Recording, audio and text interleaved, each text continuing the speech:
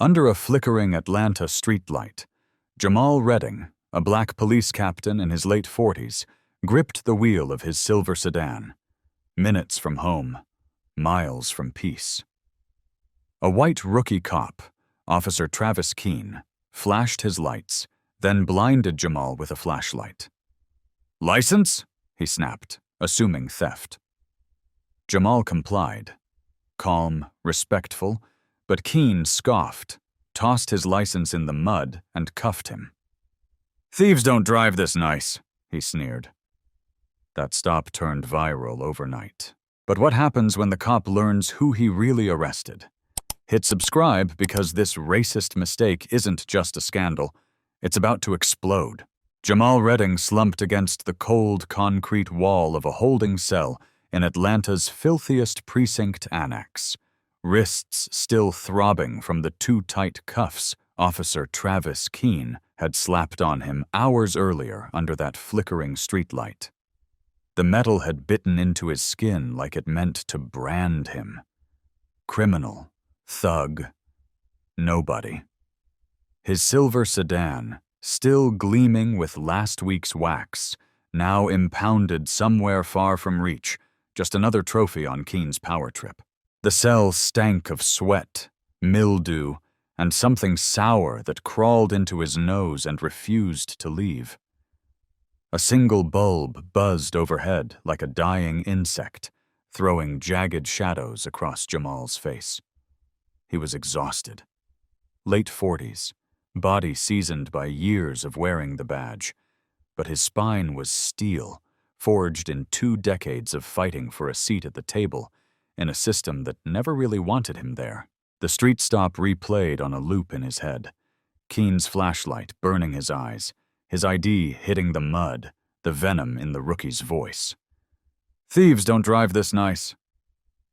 That one line was louder than the click of the cuffs. The worst part? He didn't scream, didn't resist, didn't even blink wrong, because Jamal knew how the game worked.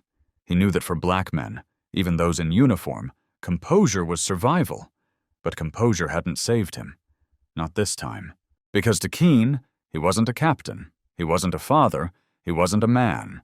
He was a suspect, breathing while black in the wrong neighborhood with the wrong car. And now, here he sat. Alone. Forgotten. Across the hallway, through a barred window crusted with grime, Jamal could hear Keene's laugh. Sharp, cruel, laced with the kind of pride you only get from punching down. The officer lounged with 2 others, bragging like he'd just bagged a trophy buck instead of a respected police veteran. "You should have seen his face when I tossed the license. Thought he was going to cry right there in the mud." His voice echoed like a knife, the others chuckling along, one of them calling Jamal a fake cop, the other muttering something about uppity types needing reminders. They had no clue he could hear every word, or maybe they did. Maybe that was the point, but that smirk would melt soon enough. Because outside that cell, a storm was brewing. A bystander had caught everything. The stop, the flashlight, the cuffs, the slur, all of it. And that clip had already clawed its way to the internet, shaky camera phone footage racking up 3 million views before sunrise. Justice. 4. Jamal was trending, faces in Buckhead, East Point, and beyond glued to their screens, their jaws clenched, their eyes burning with disbelief. "That man didn't even flinch," one user wrote. "This is how they treat their own?" another posted. But even with outrage swelling, not all eyes were fixed on the truth. Because Keene had already spun his version, an edited story feeding every racist trope the public loves to chew on. "Suspect resisted," he claimed. "Tried to lunge.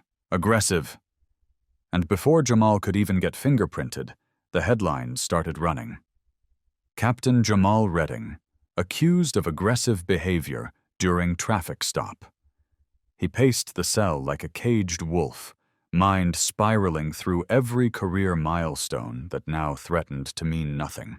20 years of clawing through red tape and sideways glances, mentoring rookies who'd later pretend not to know his name, serving a city that was now swallowing him whole.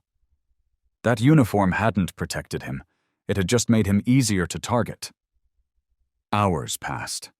The cell remained locked. Then finally, footsteps. Keys jangling. Keen again. Jamal stood tall, expecting this to be the moment, the correction, the apology, the recognition. But the smirk on Keen's face hadn't softened. It had hardened, and when he opened Jamal's wallet and finally saw it, the badge, the ID, the name, something flickered in his pale eyes. Fear? Shame? No. Calculation. "Captain," he said under his breath, the title like ash on his tongue. But instead of undoing the cuffs or explaining the mistake, Keen shoved the ID back in the wallet, locked the cell door again, and walked out. No explanation. No release. No justice. Just that door clanging shut behind him, sealing Jamal in like a coffin. Because Keen wasn't done. That's when Jamal knew. It wasn't just a mistake. It was a setup. By the time the sun crested the skyline, the video had hit 10 million views. Protests sparked outside City Hall. A wall of people demanding answers, chanting Jamal's name. But inside the station, the lies kept stacking. Press leaks claimed Jamal had assaulted Keen. Channel 6's anchor, Tanya Ree, aired a spliced clip of Jamal raising his voice, painting him as unhinged. The footage of the calm, lawful traffic stop. Under investigation, they said. Conveniently corrupted. Jamal's phone buzzed non-stop, the signal just strong enough through the thick walls. Death threats, racial slurs, support, rage, confusion. His daughter Kayla, 17, had to be pulled out of school after rocks were thrown through a classroom window. One had a note attached. Traitor's kid. His house? Spray-painted with cop killer. And still no release. But here's the twist. What happens when the city's most hated thug steps out of that cell with proof? Because a precinct mole, someone Jamal had mentored years ago, slipped him a USB drive containing body cam footage they hadn't deleted. It showed the truth. Jamal calm, hands visible, zero resistance. The slurs, the violence, everything. Unedited, raw. And the moment he walked free, he didn't go home. He went live. Broadcasting from a safe location, Jamal uploaded the footage to every platform he could. "This is what they do," he said, eyes locked on the camera. "Not just to me, to us." In minutes, the narrative flipped. Tanya Ree was exposed for doctored coverage, Keen was placed on leave, and protests doubled. But Jamal didn't stop there. He filed charges, he sued the department, he named names, kept receipts. And when they tried to muzzle him again, smear him with planted drugs and staged raids, he stayed one step ahead, exposing every dirty move before it hit the light of day. Because this wasn't just about a traffic stop anymore. It was about ripping the cover off a system built to break him. Now, he's still fighting, but louder, stronger, for his name, for his daughter, for every black man who's ever been told you fit the description. So if you believe Jamal deserves justice, real justice, not the kind they bury under lies and paperwork, smash that like button, subscribe to the channel, and share this story. Because this war, it's far from over. And trust me, you'll want to see what Jamal does next. Under the cold buzz of a dim holding cell light, Captain Jamal Redding sat with his back to the wall, The same wall where roaches scuttled in slow, deliberate lines like they knew time moved differently in here. The concrete pressed against his spine like judgment, rough and unapologetic, just like everything that had followed since Officer Travis Keene stopped him under that flickering Atlanta streetlight. That moment, burned in his mind, was where it started, or maybe where it all finally exploded. A 20-year veteran, a black man who'd clawed his way through racism and glass ceilings to wear a badge with dignity, Jamal had driven home that night in his polished silver sedan, shoulders aching from a long shift, and mind already on Kayla, his daughter, who'd texted about needing help with college applications. Then Keene, young, white, and hungry for power, flashed his lights behind him. The flashlight beam that followed wasn't just a tool. It was a weapon, slicing through Jamal's pupils and stripping away everything he'd earned. "License?" Keene barked, the word less a question and more a challenge. Jamal's voice was calm, even measured, the kind of tone drilled into every black man who's survived the badge and the bias. "It's in my wallet," reaching slowly. But none of it mattered. Keene took the license, scoffed, and tossed it into the mud like trash. "Thieves don't drive this nice," he spat, before twisting Jamal's arms into cuffs that bit deep. The pain didn't come from the steel alone. It came from knowing exactly what was happening and how helpless he was to stop it. That moment? It was caught on camera by a passerby who didn't say a word but recorded everything. The footage was shaky but clear. Keene's smug face, the tossed license, the cruel line. The cuffs clicking shut. It hit the internet like gasoline to flame. But inside the precinct, none of that mattered. Jamal, the captain, the leader, was now a suspect. A man with no name, just another number behind a locked steel door. The hours crawled. Across the hall, Keene laughed with his fellow officers, sipping burnt coffee, their boots up on desks littered with empty fast food wrappers. "Thought he was gonna cry," Keene said, voice dripping with glee. "Had that why me look. You know the one." They chuckled.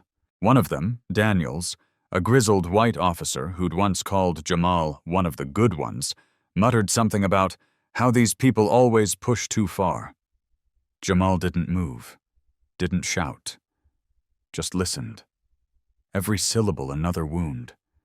But what crushed him deeper than their words was the absence of action. Nobody came to his defense.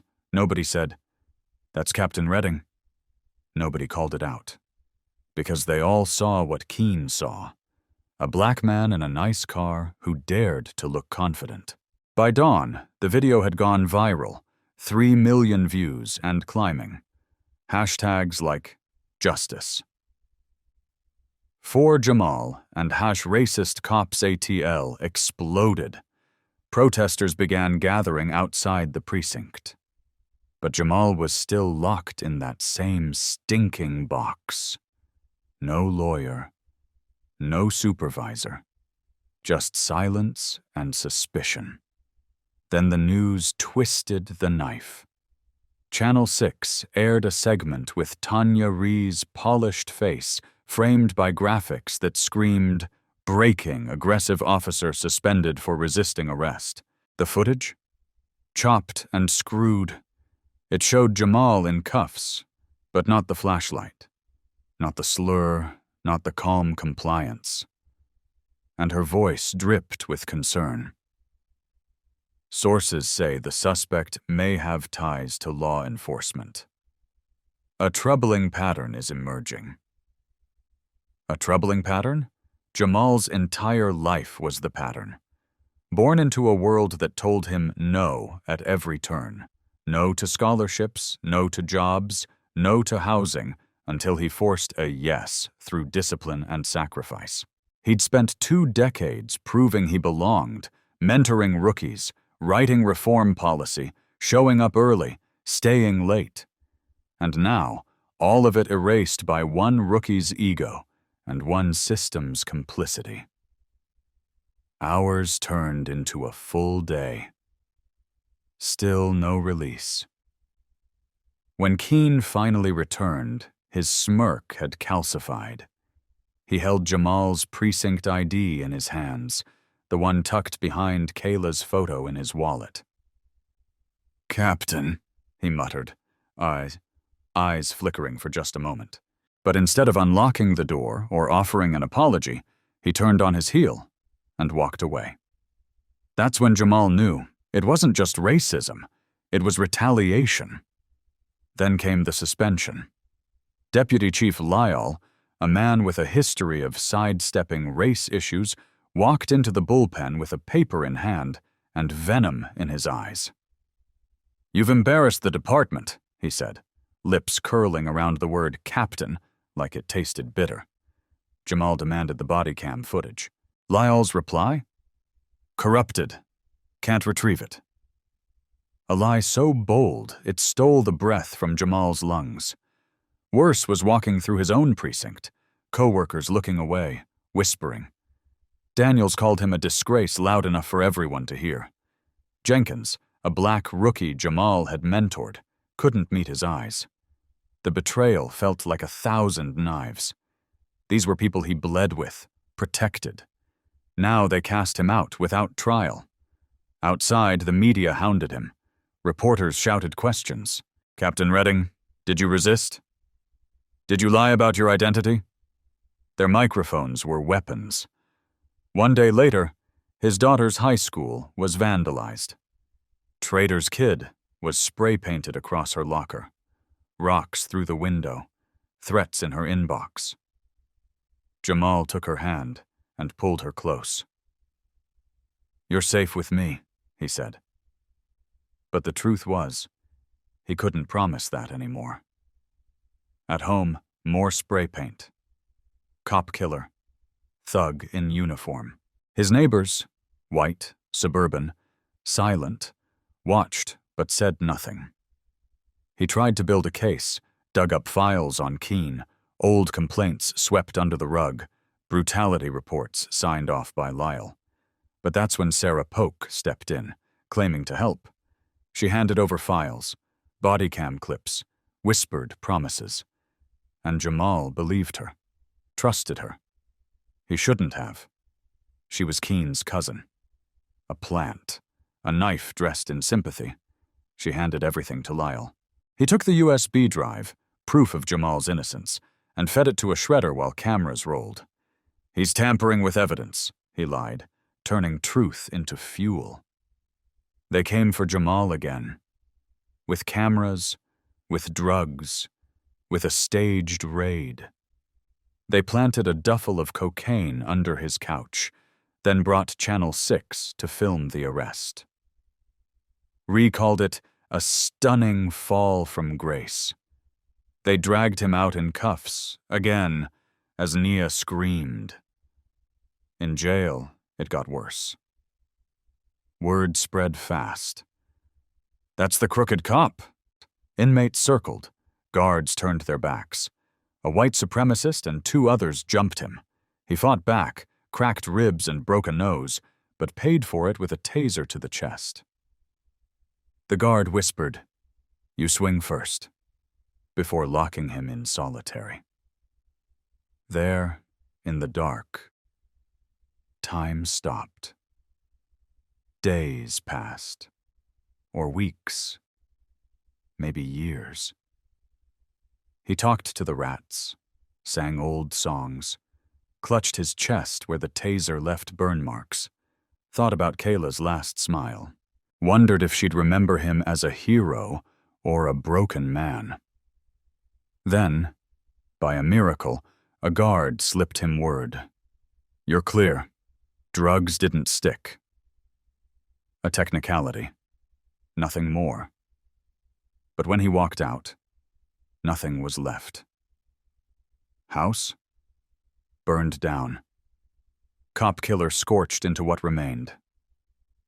Kayla? Safe, for now, hidden by an activist named Aisha. Precinct? Barred him. Badge? Revoked. Friends? Gone. He found refuge in a barbershop's basement among community leaders and survivors. They gave him fire, hope. They planned a protest, armed with truth. And the night before it launched, SWAT stormed the safe house. Keen's men planted explosives on his daughter. A bomb vest. A red LED countdown. 19 minutes. Jamal, hand shaking, diffused it at 4 seconds. 4. The number that haunted him. But Lyall escaped. Keen got bail, and the media spun it again. Now Jamal hides in the woods, his world in ashes. His shoulder still bleeds. Kayla sleeps near him, her breath soft. He stares at her sketchbook, where she drew him with a badge and a cape. She still believes. She still hopes. The radio crackles, news of reinstatement. Governor says he's back. But the twist? Lyall's promoted. His boss. His cage. The war is still on. So if your heart's breaking for what Jamal's endured, if you believe the fight isn't over, hit that like button, subscribe, and comment below. Because Jamal's not done. Not while his daughter believes in him. Not while the fire still burns. And not until every last lie is drowned in truth. Jamal Redding stepped out of the precinct into the blistering Atlanta noon, the sun punching down like a punishment, and the city he'd sworn to protect suddenly felt alien, hostile. His shoulders, broad from years of uniformed pride, now sagged under a weight far heavier than heat. In his pocket, his muddy license stuck to the crumpled suspension notice like a cruel joke. His badge was still technically his, revoked only in spirit for now. But after the stunt Keen pulled, after the lies Lyall spun, and the silence from every officer he once called brother, Jamal knew the truth. They didn't just suspend him. They erased him. Piece by piece, his rank, his respect, his reality, gone. Replaced with whispers, suspicion, and slurs hurled like grenades. He pushed through the precinct's double doors, expecting some nod, some sliver of loyalty, maybe even a word of disbelief. But he was met with the kind of silence that cuts. The kind of silence that says, "You're one of them now." The buzz of gossip had beaten him there, spread through group chats and backdoor channels, painting him not as the veteran leader who'd bled for this badge, but as the thug in uniform Keen claimed he was. Even now, with sweat clinging to his skin and exhaustion dragging at his every breath, the sting wasn't from the cuffs anymore. It was from the looks. Eyes flicked away. Others narrowed. Some widened just long enough to capture a glimpse of the fallen captain. In the bullpen, Daniels, the broad-shouldered white officer who used to call Jamal his go-to, leaned back in his chair and muttered disgrace with enough volume to carry. Jenkins, the young black rookie Jamal had mentored through breakdowns and burnout, dropped his gaze to his desk and didn't say a word. That silence, that betrayal. It was worse than the raid, worse than the taser, worse than the humiliation. That silence screamed louder than any accusation. "We never saw you as one of us." Jamal's boots echoed on the linoleum as he made his way to the command hall, each step heavier than the last. Behind the blinds of the deputy chief's office, he saw the silhouette waiting for him. Sharp-suited, smug, deliberate. Vernon Lyall. A man who had smiled in Jamal's face 100 times, but always with his teeth. He'd hated Jamal since the day he outperformed him for captain, and now he had the perfect storm to destroy him. The door opened with a practiced click. "You're suspended, pending further investigation," Lyall said, barely waiting for Jamal to sit. He didn't need to raise his voice. Every syllable was sharp enough. "That video's a mess. You've embarrassed the department. Jamal's fists clenched on instinct. Where's Keen's body cam footage? That'll shut this circus down in 10 seconds. Lyle smiled, a slow, rehearsed curl of the lips that tasted like gasoline on the air. Corrupted tech couldn't salvage it. That was it, the lie, the final straw. And Jamal knew. Knew Lyle hadn't lost it.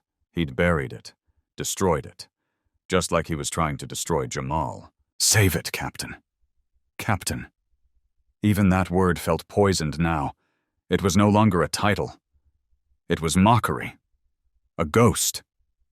And Jamal's jaw clenched so hard he tasted blood. Everything he had given, every night spent in the line of fire, every speech, every rookie he'd pulled out of a breakdown, it meant nothing. The system didn't protect him. It just used him as a shield, a prop to parade when convenient, and a scapegoat to gut when it got too messy.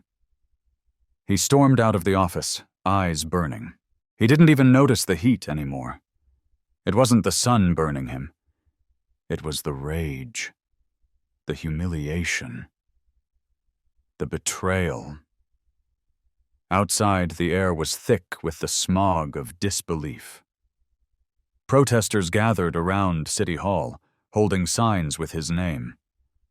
Others spat venom online, calling for his arrest, his firing, his head. The video that should have exonerated him had been twisted, remixed, turned into a viral smear campaign. He checked his phone. Text after text. One from Kayla. They saw the news, Dad. Someone put something in my locker. He felt his knees weaken, but didn't let them buckle. Hold on, he typed back, fingers trembling. I'm coming. Minutes later, he was in a cab, speeding toward West End High. The radio blared Tanya Ree's voice, smooth as silk and sharp as razors. Captain Jamal Redding, once a pillar of the Atlanta Police Department, now under fire after what's being described as an aggressive confrontation. Aggressive. He hadn't raised his voice, hadn't lifted a hand, and yet here he was. The cab screeched up to the school, and Jamal's heart stopped. The scene was chaos. Cop cars, broken glass, screaming students. And there, curled on a bench outside, was Kayla. Backpack torn, tears cutting trails through her dirt-smudged cheeks, her braids wild, her breath shallow. Dad, her voice cracked like a dying radio signal. He rushed to her, arms wrapping her tight. I'm here, he whispered. I've got you. But how do you protect your child from a lie that's gone viral? How do you fight a story that's already been written in permanent ink? They saw it on the news, she sobbed. They blamed me. He held her tighter, rage twisting inside him like a storm looking for a direction. And that's when he knew. This wasn't about just him anymore. This wasn't about pride. It wasn't about reputation. This was war. And war didn't care about rank. War didn't wait for press conferences or process. War had already come for his daughter. Later, at home, if you could still call it home, he opened the garage to see the final insult sprayed in blood-red letters across the door. Traitor. Cop killer. Get out. The air reeked of paint and warning. He stood frozen for a moment, Kayla silent at his side. He had fought for this house. He had bled for this badge. And in one viral lie, they took it all. The next few days blurred. Anonymous messages. Death threats. A group of masked men driving a pickup rammed his sedan off the road and into a ditch before lighting it up with bullets. He barely escaped. The scanner he kept from his precinct days buzzed with Keen's voice, mocking him. Suspect's vehicle neutralized. Send cleanup. His body trembled. But his heart? It turned to fire. He ran. Hid. Gathered files on Keene. Old complaints buried by Lyall. Brutality reports. Witnesses. Each document, each name, was a brick in the wall he was rebuilding. A new kind of armor. But even that was ripped from him when he trusted the wrong ally. Sarah Polk.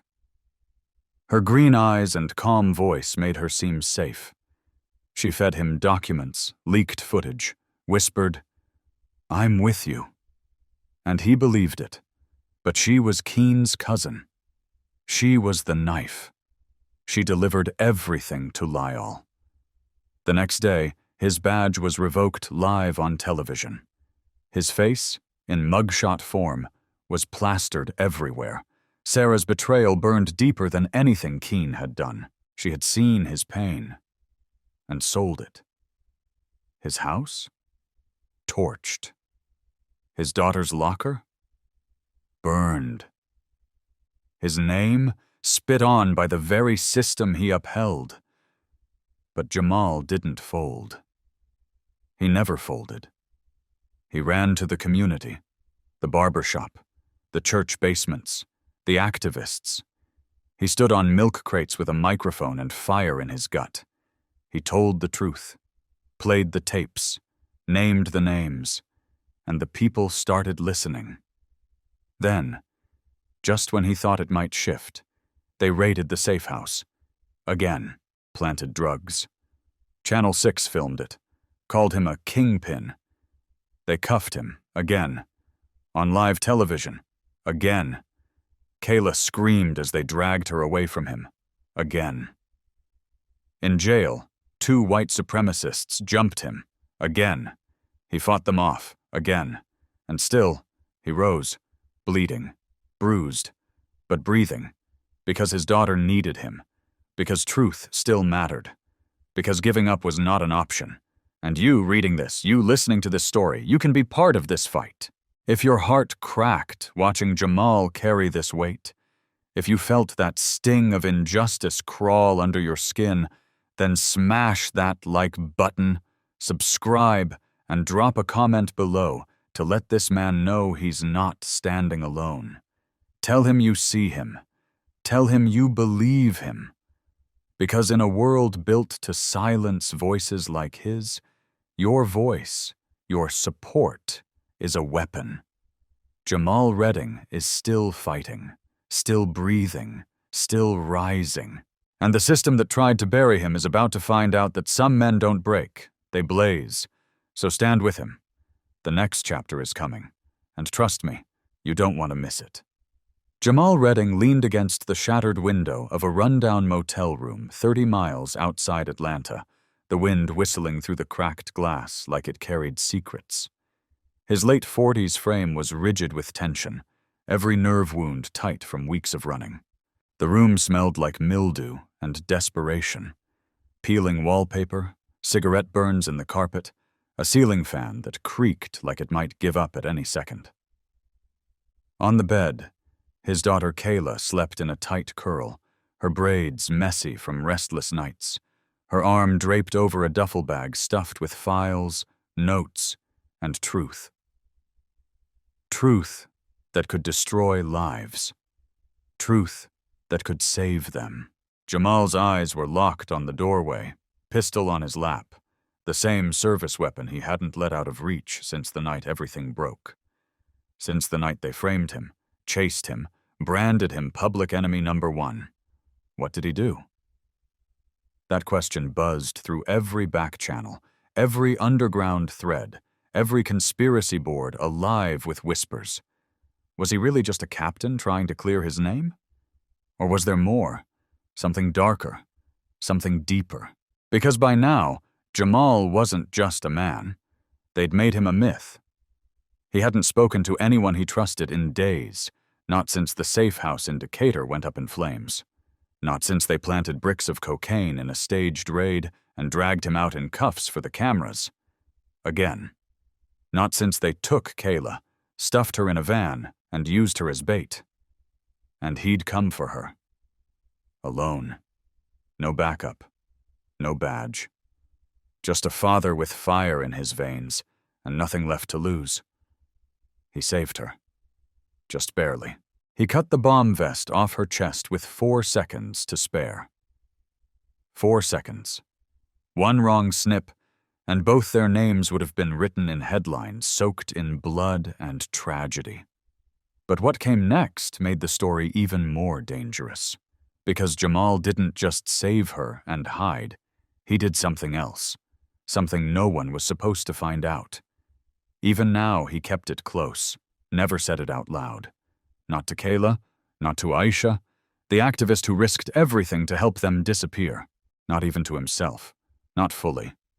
It wasn't just about Officer Keene anymore, the rookie who started it all with a flashlight and a racist assumption. It wasn't even about Deputy Chief Lyle, who had pulled strings, buried footage, and smiled while destroying him. This was about the machine, the system behind the badge, the network. And Jamal had seen something, had stolen something, that threatened it all. It started with a name on a file, a name that wasn't supposed to be there. Then another, then a payment trail. Body cam footage lost months before his case, complaints sealed, witnesses threatened. A black teenager shot during a traffic stop last year, written off as justified. But the footage told another story. And Jamal had it. All of it. Every file, every dirty thread tying Atlanta's top brass to a decades-deep cover-up. Names too powerful to say out loud. Connections that stretched beyond Georgia, beyond precincts, into politics, into money, into something that felt more like organized crime than law enforcement. So what did Jamal do? He made a copy, and then he disappeared. Not for good, just long enough to draw them out. He left bait in all the right places. Let Lyle's people think he was cornered. Let the rumors spin. Meanwhile, he used every contact he had from his 20 years on the force. Ex-cops, ex-cons, old friends with grudges. He went digital. Encrypted drives. Hidden servers. USBs buried in graveyards. Every time they got close, he moved. Every time they silenced a whistleblower, he lit another fuse. And now, the question everyone asked, what did Jamal do, was about to have an answer. But not yet. Because as he stood there in the dim motel light, his burner phone buzzed 3 times. Short, sharp, urgent. They found you. Jamal didn't wake Kayla, didn't panic. He grabbed the duffel, slung it over his shoulder, tucked the pistol into the back of his jeans, and opened the window. The fire escape groaned beneath his boots. Sirens wailed faintly in the distance, but it wasn't the cops he feared anymore. It was who the cops worked for. He ducked into an alley, his breath fogging in the cold night air, heart pounding like a war drum. He had one goal now: deliver the files, get the truth out. Not online. Not this time. He'd learned that lesson. The last leak he dropped was twisted, turned, repackaged by media puppets. They spun him into a villain. This time, it had to be different. So where was he going? That's where the mystery deepened, because even his allies didn't know. He'd stopped answering Aisha's messages, hadn't checked in with the last safe house. He left behind the backup drives and took only one drive that held the full truth, unedited, untouched. And rumor had it he was taking it somewhere dangerous.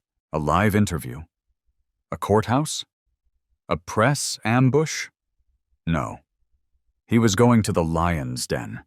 Straight to the Department of Justice's Southeast Field Office, on foot, with his name still at the top of Atlanta's armed and dangerous list, with a $50,000 bounty on his head, with Keene still free, with Lyle elevated to chief.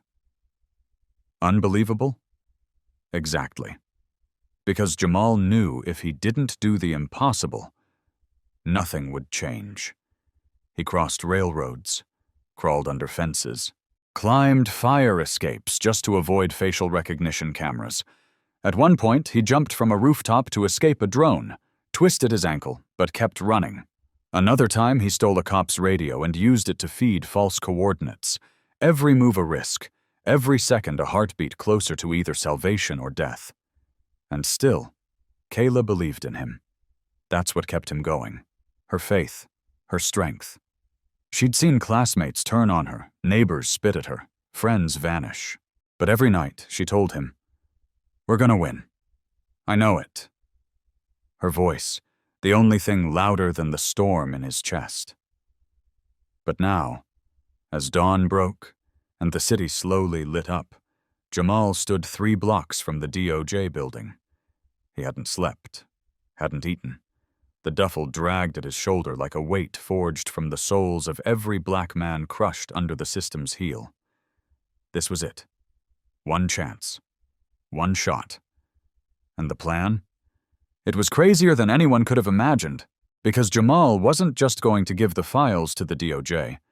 He was going to walk through the front door, live streaming, with the duffel in one hand and his daughter, Kayla, on the stream with him, reciting their truth. The bomb vest, the raid, the frame-ups, the betrayal. He was going to name every name, expose every cover-up, burn the lie to the ground. And the question everyone asked, what did Jamal do, was going to get its answer. He was going to risk everything. Live, unfiltered, no edits, no anchors spinning the story, just the raw, brutal truth. But here's where it gets even wilder. They knew. Somehow, they knew. Because right before he stepped off the sidewalk toward the DOJ steps, a black SUV screeched to a halt at the corner. Doors burst open. Men in suits. No badges. No warning. No words. Guns drawn. And Jamal? He ran. Back into the chaos. Back into the maze of alleys and rooftops and shadows. He ran because he wasn't done yet. The live stream hadn't started. The files hadn't been uploaded. The truth wasn't out. But you're here now. You're reading this. You're listening. So you have to wonder, what is on that drive? Why are they willing to burn a city to get it? Why did Jamal disappear again? And more importantly, where is he now? Some say they saw him in Birmingham, meeting with a reporter in secret. Others claim he made it to D.C., had changed his face, took a new name, and is still leaking files from the shadows. A few say he didn't make it. But that drive? Still out there. And Kayla? Posting cryptic messages, drawings, dates, a countdown. So maybe he's still alive. Maybe he's watching this right now. And maybe, just maybe, he's waiting. Waiting for us. To stand up. To share. To speak. To believe. So if you're reading this, drop a comment right now and tell Jamal to keep going. If you believe he's still out there, smash that like button and subscribe, because the truth he's risking his life for could change everything. And the war? It's not over, not even close. So ask yourself, when the next clue drops, when the next leak hits the net, will you be ready? Because Jamal Redding is fighting for more than a name. He's fighting for all of us. And if you've got his back, let him know. He's listening.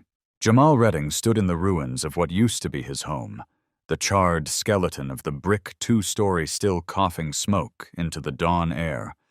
The word "cop killer" scrawled across the blackened garage in dripping black spray paint. His boots crunched on glass, his lungs choked on soot, and his heart beat with a rhythm he barely recognized anymore. Rage, grief, and something deeper. The ache of having everything he built burned because he dared to tell the truth. His daughter Kayla's school locker had been torched. His precinct had turned against him. His badge was revoked, his name defamed, and his silence, once his shield, had become a target painted on his back. Yet even with the city hunting him, even with vigilantes firing bullets into his car and Deputy Chief Lyle turning his own colleagues into weapons, Jamal didn't run to hide. He ran to fight. Because if anyone knew the full story, if they truly understood what he'd been through, they'd know why he couldn't quit. Not after what they did to him. Not after what they did to Kayla. It started with a routine stop, or what was supposed to be one. A white rookie cop named Travis Keene flashing his lights, then a flashlight in Jamal's eyes. License? The word had venom in it, and Jamal, a police captain with 20 years under his belt, complied calmly, respectfully, just like he taught every rookie, including Keene himself. But it didn't matter. Keene tossed his ID in the mud, slapped on the cuffs, and hissed, "Thieves don't drive this nice." That video went viral. Millions watched it. But not everyone saw the truth. Because what happened next was a calculated campaign to erase everything Jamal had earned. Keene leaked lies to the press, said Jamal resisted, said he lunged. Channel 6 twisted it all, broadcasting edited clips that painted him like a threat in uniform. Lyle, the deputy chief who always resented Jamal's rise, suspended him publicly. But that wasn't enough. They raided his house, planted drugs, filmed it for the news, called him a kingpin, and when Kayla screamed during the arrest, begging them to stop, they shoved her aside like trash. The cuffs bit deeper than ever that day, not just into his wrists, but into the legacy he'd built for his daughter. And even then, they weren't finished. They sent vigilantes, men in masks who lit his car on fire, who fired bullets through his windows, who spray-painted threats where his daughter could see them. They framed him so thoroughly that when he walked down the street, strangers pointed and whispered. That's the one. The crooked captain. The fake hero. But through it all, he held on to one thing. Proof. A trail of buried files, body cam footage and suppressed reports, evidence of Keene's brutality, of Lyle's cover-ups, of a system built not on justice, but on power. And so Jamal went underground. He hid Kayla with a trusted friend. He slept in abandoned buildings, hacked police servers, and compiled everything. Every false report, every sealed complaint, every missing clip. And just when he thought he could breathe, just when he found a moment of peace in a safe house outside Decatur, they came for her. Again. They strapped a bomb vest to his daughter's chest. They live-streamed it. "Turn yourself in," the voice said, "or she goes up with the sunrise." Jamal didn't blink, didn't plead. He moved. He fought his way through Keene's men, disarmed the goons, cracked ribs, broke noses. The warehouse was a battlefield and time was bleeding. He reached Kayla with 19 minutes left on the timer. She was shaking, but she didn't cry. "You can do it," she whispered. "I trust you." And those words, they steadied his hands more than any training ever had. He cut the green wire, then the red, then the blue. The timer froze at 4 seconds. And when the vest hit the floor with a hollow clunk, he collapsed beside her, shaking not from fear, but from knowing how close it all came to ending. 1 second wrong, 1 breath delayed. She would have been gone. That moment changed him. It wasn't about clearing his name anymore, it was about saving hers. So he leaked it all. The footage, the files, the lies. He exposed Keene's brutality and Lyle's corruption for the world to see. He lit up every screen in Atlanta. He forced the governor's hand. And then something unbelievable happened. They reinstated him. Reinstated. But it wasn't justice. It was a trap. Lyle had been promoted to chief. The system wasn't collapsing. It was adapting, trying to drag him back in, badge first, into a uniform of silence. But Jamal wasn't that man anymore. He had seen too much, felt too much, lost too much. So he made one final move. He stepped in front of every camera and said what nobody else would. "I am not your puppet," he declared. "I will not wear a badge that protects abusers. I will not salute a system that tried to bury my daughter with lies." The city erupted. Some cheered. Others jeered. But everyone listened. And now, his story isn't just one of survival. It's one of transformation. Of a father who risked everything for truth. Of a man who went from captain to fugitive to warrior. Of a daughter who stood tall through every flame, every rock, every lie, and still believed. If you've been following this journey, if your heart has broken with every injustice Jamal endured, if you believe that truth is worth the fight, then smash that like button, drop a comment below, and subscribe. Because Jamal's not done yet. Not by a long shot. Let him know you see him. Let Kayla know she's not alone. And let the world know that this kind of courage doesn't vanish in flames. It rises. This is what Jamal Redding did. He didn't just survive the system, he exposed it. And now he's ready to rebuild something better, with your voice, with your support, with truth. Jamal Redding stood in the ruins of what used to be his home. The charred skeleton of the brick two-story still coughing smoke into the dawn air. The word "cop killer" scrawled across the blackened garage in dripping black spray paint. His boots crunched on glass, his lungs choked on soot, and his heart beat with a rhythm he barely recognized anymore. Rage, grief, and something deeper. The ache of having everything he built burned because he dared to tell the truth. His daughter Kayla's school locker had been torched. His precinct had turned against him. His badge was revoked, his name defamed, and his silence, once his shield, had become a target painted on his back. Yet even with the city hunting him, even with vigilantes firing bullets into his car and Deputy Chief Lyall turning his own colleagues into weapons, Jamal didn't run to hide. He ran to fight. Because if anyone knew the full story, if they truly understood what he'd been through, they'd know why he couldn't quit. Not after what they did to him. Not after what they did to Kayla.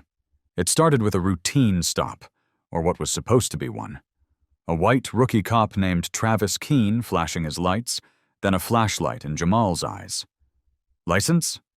The word had venom in it, and Jamal, a police captain with 20 years under his belt, complied calmly. Respectfully, just like he taught every rookie, including Keene himself. But it didn't matter.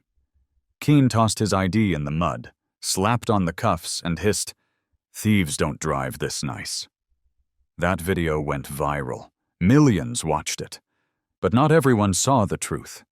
Because what happened next was a calculated campaign to erase everything Jamal had earned. Keene leaked lies to the press. Said Jamal resisted. Said he lunged. Channel 6 twisted it all, broadcasting edited clips that painted him like a threat in uniform.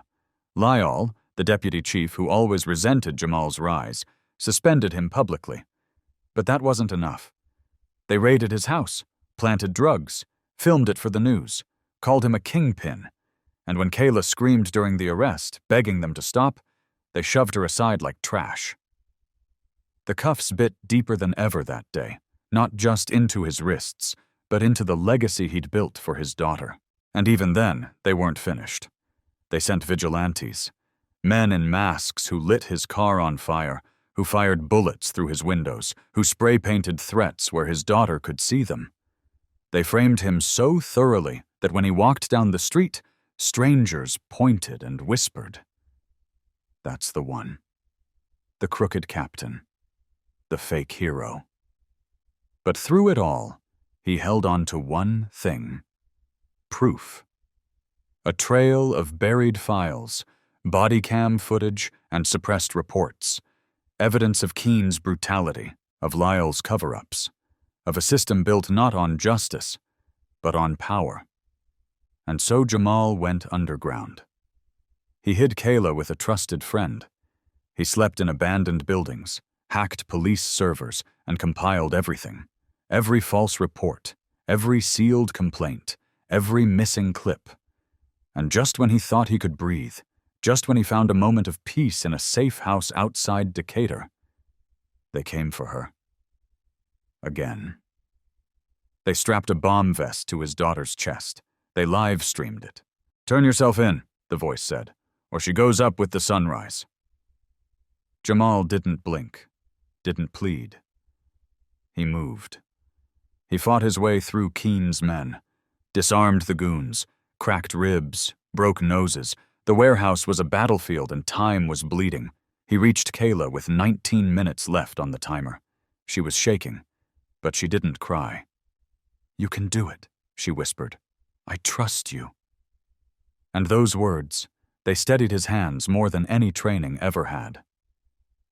He cut the green wire, then the red, then the blue. The timer froze at 4 seconds, and when the vest hit the floor with a hollow clunk, he collapsed beside her, shaking not from fear, but from knowing how close it all came to ending. 1 second wrong, 1 breath delayed, she would have been gone. That moment changed him. It wasn't about clearing his name anymore. It was about saving hers. So he leaked it all. The footage, the files, the lies. He exposed Keen's brutality and Lyle's corruption for the world to see. He lit up every screen in Atlanta. He forced the governor's hand. And then something unbelievable happened. They reinstated him. Reinstated. But it wasn't justice. It was a trap. Lyle had been promoted to chief. The system wasn't collapsing. It was adapting. Trying to drag him back in, badge first, into a uniform of silence.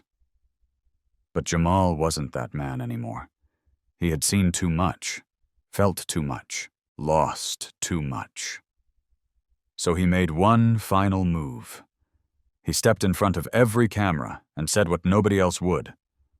"I am not your puppet," he declared. "I will not wear a badge that protects abusers. I will not salute a system that tried to bury my daughter with lies." The city erupted. Some cheered, others jeered, but everyone listened. And now, his story isn't just one of survival, it's one of transformation. Of a father who risked everything for truth. Of a man who went from captain to fugitive to warrior. Of a daughter who stood tall through every flame, every rock, every lie, and still believed. If you've been following this journey, if your heart has broken with every injustice Jamal endured, if you believe that truth is worth the fight, then smash that like button, drop a comment below, and subscribe. Because Jamal's not done yet. Not by a long shot. Let him know you see him. Let Kayla know she's not alone.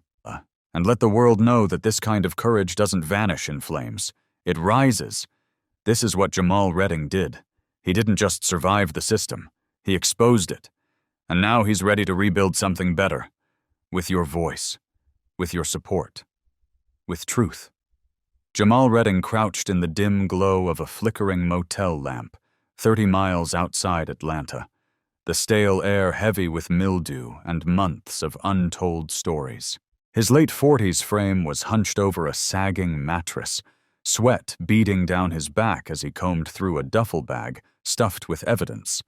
Files, printed emails, blurry photos, redacted reports, all stained with coffee, fingerprints, and pain. His pistol rested cold beside him, a reminder that safety had become a myth, that the law he once upheld now hunted him like prey. Just a few feet away, his daughter Kayla lay curled up on a thin mattress, her teenage breath shallow from exhaustion, her body coiled around a pillow that could never cushion the weight of what she'd seen. She was still too young to carry trauma this deep, but here they were, hiding from the very people who once saluted Jamal's name. It hadn't always been this way. There was a time when Jamal wore his captain's badge like armor, when the city recognized him as a leader, a protector, a black officer who'd fought through decades of discrimination to rise in a system that wasn't built for men like him. But all it took was one stop, one flashlight, one smirk from a rookie named Officer Travis Keene to rip it all down. "License?" Keene had asked, eyes already judging, already deciding. Jamal, always calm, always measured, complied without resistance. But Keene didn't care. He tossed the license in the mud and cuffed him on the spot. "Thieves don't drive this nice," he muttered, like Jamal hadn't earned everything he had. The bystander's video captured it all. And in any world that wanted justice, that footage would have been enough. But not this one. Within hours, the narrative had shifted. Edited clips spread like wildfire, claiming Jamal resisted arrest, that he tried to flee, that he lied about who he was. Tanya Ree, the blonde anchor from Channel 6, leaned into her rehearsed sympathy and said the city was shocked by the captain's actions. And from there, everything crumbled. He was suspended. His house was vandalized. Protesters screamed his name for opposite reasons, some demanding his resignation, others demanding his vindication. Then came the firebombed sedan, the bullets through his windows, the slurs carved into Kayla's locker, traitor's kid, cop's liar.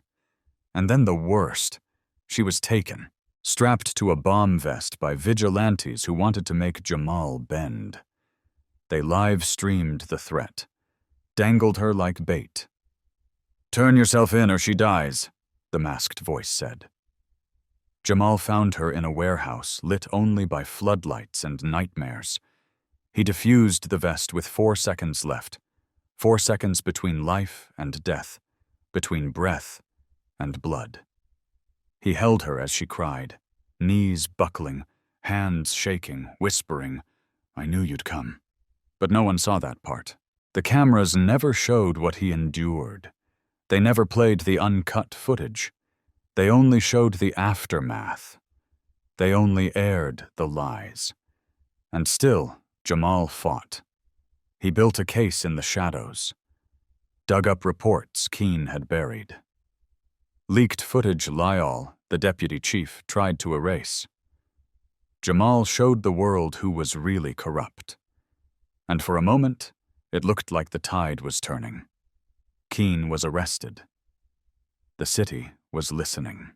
Protesters held signs with Jamal's face, not as a suspect, but as a symbol. Then came the twist. Governor Ellis announced Jamal's reinstatement. At first, it sounded like justice. But Jamal knew better.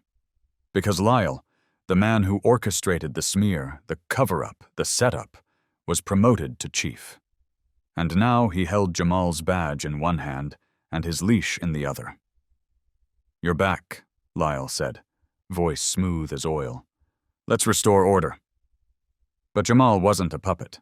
He knew the reinstatement wasn't a reward. It was containment. They weren't giving him power back. They were tightening the chains. And now, in this dim motel room, hiding from yet another raid, Jamal had a decision to make. Stay in the system and play the role they gave him, or burn it down with the truth he carried. The files in his duffel were damning. Proof that Keene wasn't acting alone, that brutality wasn't the exception but the protocol, that complaints against officers had been rerouted, buried, deleted. He had names, he had signatures, he had timestamps, enough to end careers, enough to expose Lyall. enough to blow the entire precinct wide open. But it would cost him everything. Kayla's safety, his freedom, his life. As the motel's clock ticked into midnight, Jamal stared at the files, eyes heavy, breath shaky. His phone buzzed. A message from Aisha, the activist who'd saved them once already. "You okay? You gonna do it?" He didn't respond. Not yet. Because he still remembered the look on Kayla's face when she saw their house burned to ash. Still heard her scream when they strapped the bomb to her chest. Still felt the cold cuffs that cut into his skin after they planted drugs under his couch and called the cameras in to watch.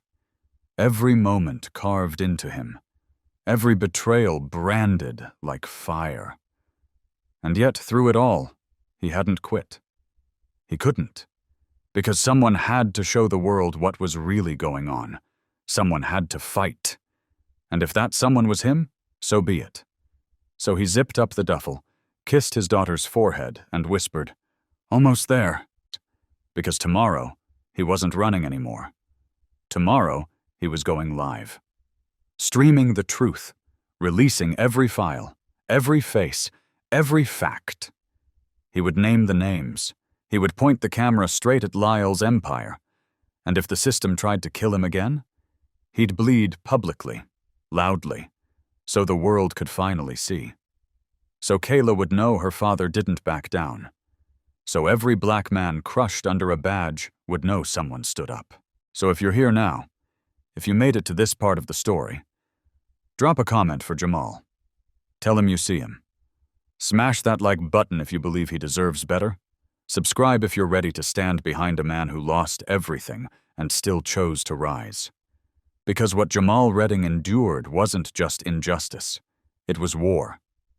And he's still fighting, still breathing, still refusing to kneel. And the world? It's finally starting to listen. Jamal Redding stood beneath the jagged remnants of a shattered window, the morning light bleeding through cracks in the warped motel blinds, casting long stripes across his face like prison bars. His late 40s frame trembled, not from fear, but from exhaustion that dug deeper than muscle and bone. Kayla, his daughter, lay curled on the bed behind him. Still asleep, her breath shallow, her fingers clutched tightly around a sketch pad, her only form of peace in a world that had stripped everything else away. Jamal's eyes burned, not from smoke this time, but from the weight of it all. The raids, the lies, the nights spent stitching together fragments of truth, while the city hunted him like prey. A former captain reduced to a ghost with a badge-shaped scar. And still, somehow, standing. He couldn't stop thinking about the warehouse, the bomb vest, the countdown on his daughter's chest. 4 seconds left when he clipped the last wire. 4 seconds between living and dying. He remembered the sound of her breath hitching in that moment, remembered the tears she hadn't let fall until she was safe in his arms. That moment had changed everything. It had erased whatever part of him still believed the system could be salvaged. He wasn't trying to get his badge back anymore. He was trying to survive, to protect Kayla, and maybe, just maybe, take down the men who tried to bury them both. Everywhere he turned, the damage followed. Their home burned. His squad turned against him. The badge he'd earned through sweat and sacrifice had been revoked in front of cameras. Keene had started the fire, but Lyle kept it burning, turning media, precinct, and public perception against him with terrifying precision. He'd gone from protector to public enemy in less than 48 hours. From a leader to a hunted man. And yet, he had the truth. That was what kept him going. The duffel bag sitting on the motel floor held more than papers.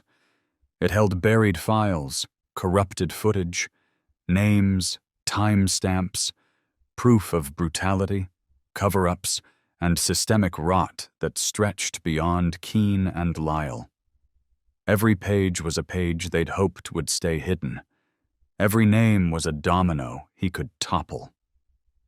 But with every file he collected, the danger grew. They'd already planted drugs to frame him, sent vigilantes to spray bullets through his windows. They turned his daughter's school into a battlefield, carved threats into her locker, shattered glass around her like it meant nothing.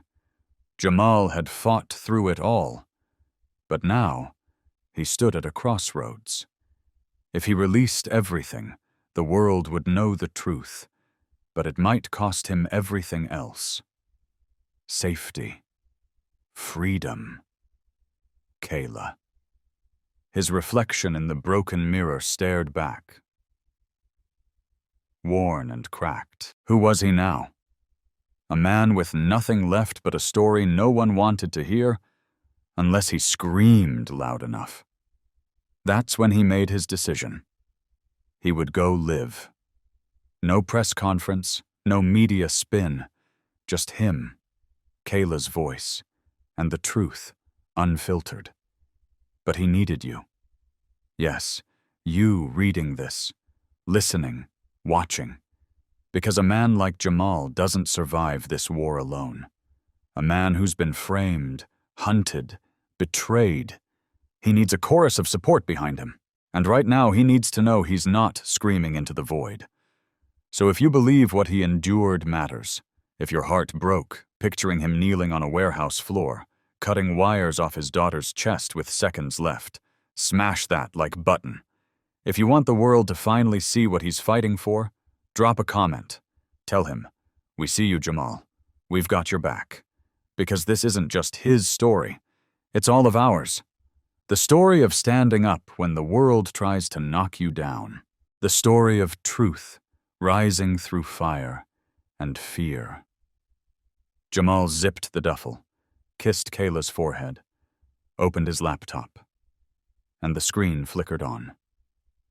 Because the time for silence was over. Now it's your turn to stand with him, before the next shot is fired, before the next lie is told. Support him now. Share. Subscribe. Comment. Because the fight isn't finished. And Jamal Redding isn't backing down. Jamal Redding crept through the shadows of an abandoned train yard on the outskirts of Atlanta, the rusted steel tracks groaning under his boots like they remembered better days.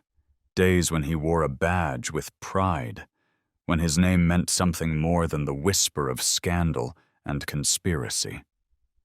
The wind cut sharp through the holes in his jacket, but he welcomed the cold.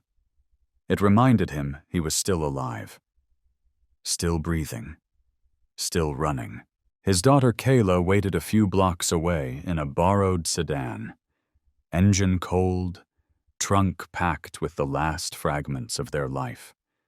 Photos unsinged by fire, the files no one was supposed to see, and a burner laptop holding a truth so dangerous even Jamal hadn't fully looked at it until last night. What he'd discovered changed everything. Not just about Officer Keene, the racist rookie who started this war by cuffing him under a flickering streetlight. Not just about Chief Lyall, who had shredded footage and called in favors to bury Jamal alive. No. What Jamal found went higher, deeper. And if he was right, it could bring down the entire city's chain of command. Maybe more. Maybe that's why they tried to kill him. But what did he do? That question was circling social media like smoke from a fuse, building tension, feeding speculation. Where is Jamal trending again? Some say he disappeared into the mountains. Others say he's already dead, silenced before he could speak. But the truth? The truth is far stranger. Because Jamal hadn't just gone dark to hide. He went dark to hunt. He was tracing something that didn't want to be found. And what he found, well, that's the part no one's ready for. It started with a folder buried in precinct archives. Off record, locked behind firewalls Jamal shouldn't have been able to crack. But he'd bribed an old tech, someone who still believed in him. That folder contained surveillance footage, time-stamped logs, and voice recordings that weren't meant to exist. One of them was a phone call. Lyall's voice, low and clipped, confirming a payoff to bury a shooting involving not Keene, but a higher-up. Someone who wasn't even supposed to be on duty. The voice on the other end was a politician. State level. Connected. And that call? That was just the beginning. Jamal traced those calls to a shell company tied to the city's private prison contractors. Digging further, he found falsified arrest quotas. Quotas. A system built to keep jails full and contracts lucrative. Keene was just a tool in a machine far bigger than him. Young, eager, racist, and disposable. And Jamal? He'd been in the way.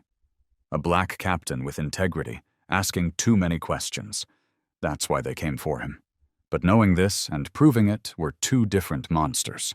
And the more he found, the closer danger crept. Vigilantes tried to kill him. A drone strike lit the safe house he'd been hiding in just minutes after Kayla and Aisha left. Coincidence? No. Jamal was being tracked. His steps watched. Someone had eyes inside every corner of the city, and they weren't just trying to silence him. They were baiting him, trying to see if he'd break, trying to see how far he'd go. But Jamal didn't break. He evolved. He knew if he couldn't win in court, he had to win in the court of public opinion. So he crafted a plan so reckless, so impossible, it might actually work.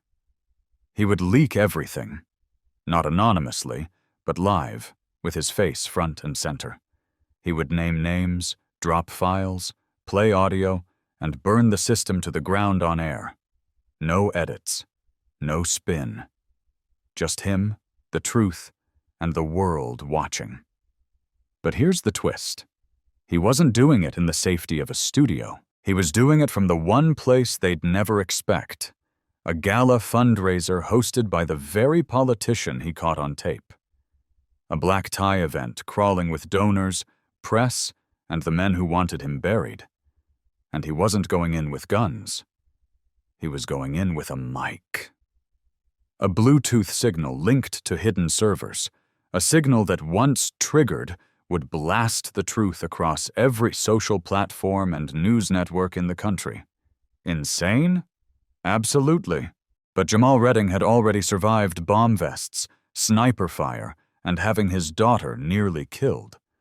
What more could they throw at him? Now here's where you come in.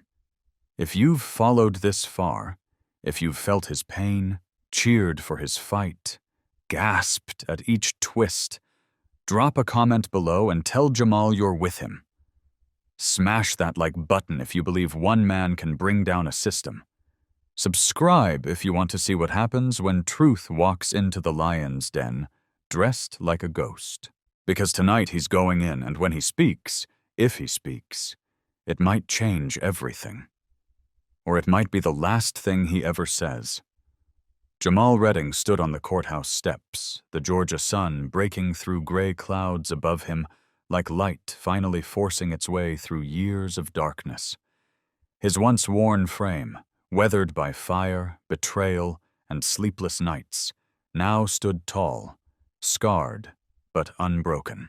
At his side, Kayla held his hand, her teenage face calm, eyes steady, no longer weighed down by fear, but lifted by pride. Behind them, a crowd roared, not in protest, not in outrage, but in celebration. Because today, justice won. Officer Keene was behind bars, stripped of his badge. Chief Lyall had resigned in disgrace after the leaked recordings tied him to a web of corruption that spread across departments and into city politics. The files Jamal had risked everything to uncover were now public record. The bomb vest, the false arrest, the planted drugs, all of it. And for the first time in months, Jamal didn't have to run, didn't have to hide. He'd taken on a machine designed to crush him, and somehow, brick by brick, he'd shattered it. But the victory didn't come without a price. He lost his home, friends, his career, for a time, even his reputation. There were nights when Kayla cried herself to sleep, and Jamal could do nothing but hold her close and promise they'd make it through. There were mornings he woke up unsure if they'd survive the day, and through all of it, he carried the weight of not just his own survival, but the hope of those watching. Every person who saw a piece of their struggle in his story, every voice that had been silenced, every truth buried in red tape. Jamal never set out to be a symbol, but he became one, and now he had one last message to leave you with. Never let the world define you by its fear. Jamal was framed, hunted, humiliated, but he never let that become who he was. He fought back, not with bullets or rage, but with truth, with courage, with the belief that standing for what's right is always worth the cost. In your life, you might not face bombs or drones or corruption this deep, but you'll face doubt, injustice, people trying to write your story for you. Don't let them. Be like Jamal. Keep your head high. Protect your people. Speak up, even when your voice shakes. Because sometimes, the system doesn't change until someone is willing to be the spark. So if this story moved you, smash that like button to show your support for Jamal and Kayla. Drop a comment below with what part of their journey hit you hardest. And if you believe more people need to hear stories of survival, truth, and redemption, subscribe to the channel now so you don't miss what's coming next. Because the war might be over, but the fight for justice, that's just getting started.